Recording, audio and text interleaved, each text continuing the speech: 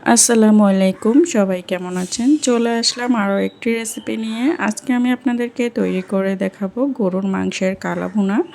আসলে কালাভুনা মানেই মাংসকে ভেজে ফেলা না, কালাভুনা মানেই হচ্ছে কালাভুনা। আর এই যে দেখেন মাংসটা কত বেশি সফট হয়েছিল, এটা ধরার সাথে সাথে হচ্ছে ছিঁড়ে আসছিল, কোনো রকম পানি ছাড়াই হচ্ছে আমি আজকের এই কালাভুনাটা আপনাদেরকে করে দেখাবো। তো এখানে হচ্ছে আমি 2 কেজি পরিমাণ মাংস নিয়ে নিয়েছি। আর কালাভুনা করার জন্য একেবারে সলিড মাংস দিয়ে কিন্তু হবে না। কালাভুনা করতে হলে অবশ্যই আপনাকে হাড় এবং চর্বি 3 রকমের মাংসই মিক্সড করে নিতে হবে। এখানে আমি যে মাংসগুলো নিয়েছি দেখেন, এখানে আমি হাড় নিয়েছি, চর্বি নিয়েছি, আর মাংসগুলোকে কিন্তু একটু বড় সাইজের করে কেটে নিতে হবে। এখানে 1 কাপ পরিমাণ পেঁয়াজ কুচি দিয়েছি, 1 কাপ পরিমাণ দিয়ে দিচ্ছি পেঁয়াজ বেরেস্তা, আর গোটা মশলা দিয়ে দিচ্ছি দারচিনি, লবঙ্গ, এলাচ, তেজপাতা।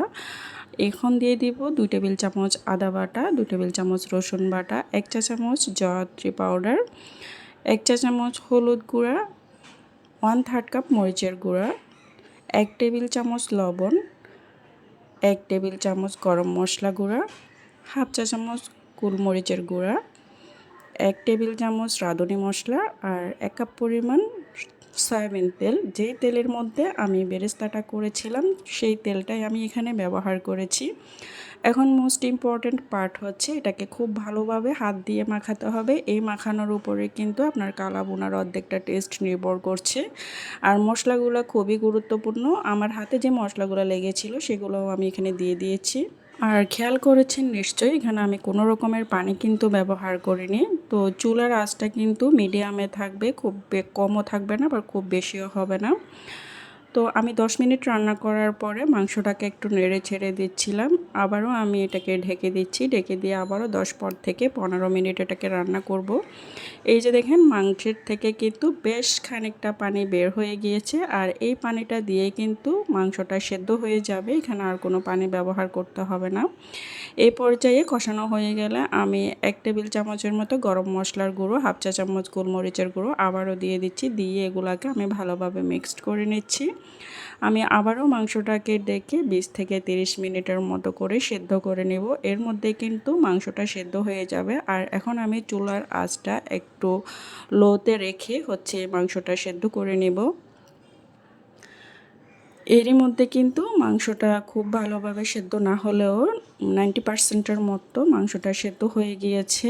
আমি এটাকে চেক করে নিয়েছিলাম। আর এখন আমি আবারও একটু নেড়ে ছেড়ে দিচ্ছি যাতে তলায় লেগে না যায়। এরপর আমি এটাকে আবারও ঢেকে দিলাম।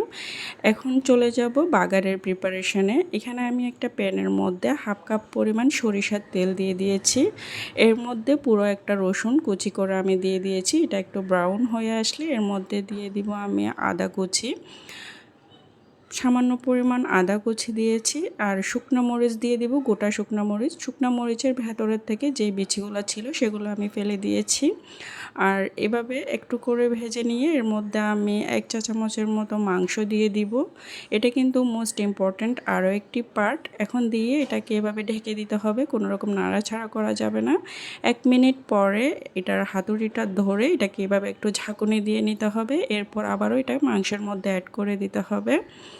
এই পার্টটা কিন্তু খুবই গুরুত্বপূর্ণ। স্টেপ বাই স্টেপ যদি ফলো করেন তাহলে আপনিও খুব টেস্টি একটি কালাভুনা কিন্তু রেডি করে নিতে পারবেন। এটাকে আমি 1 মিনিটের মতো এভাবে রেখে দিব।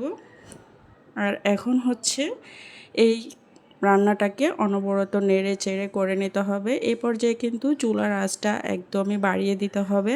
আর এই মাংসটাকে নেড়ে চেড়ে কালাভুনার যে কালারটা ওটা নিয়ে আসতে হবে। অ্যাকচুয়ালি আমার মনে হয় কালাভুনার কালার বলতে কিছুই নেই, যে যেরকমটা পছন্দ করে সেরকমটা করে হচ্ছে এটাকে ভেজে নেওয়া উচিত। তো আমি যেমনটা রাখতে চাচ্ছি সেভাবে হচ্ছে কালাভুনাটা আমি করে নেব। আমি এটাকে নেড়ে ছেড়ে অনবরত ভেজে নেব। এই পর্যায়ে কিন্তু নাড়াচাড়া বন্ধ করা যাবে না, তাহলে কিন্তু নিচে পড়া লেগে যেতে পারে, যেহেতু চুলার আঁচটা একদমই হাইতে আছে। এভাবে করে আমি মাংসটাকে ভেজে নিয়েছি। এই যে আমার কালাভুনাটা রেডি হয়ে গিয়েছে।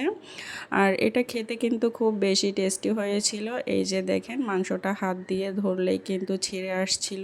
এমনটা নয় যে পানি ব্যবহার না করার কারণে মাংসটা কিন্তু শক্ত থেকে যাবে।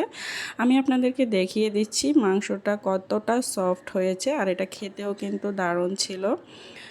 আজকের এই রেসিপিটি যদি আপনাদের ভালো লেগে থাকে তাহলে অবশ্যই আমাকে কমেন্ট করে জানাবেন। আর আজকের মতো এখানে বিদায় নিচ্ছি। দেখা হয়ে যাবে অন্য কোনো রেসিপিতে। সে পর্যন্ত সবাই ভালো থাকবেন, সুস্থ থাকবেন আর আমার জন্য দোয়া করবেন। আল্লাহ হাফেজ।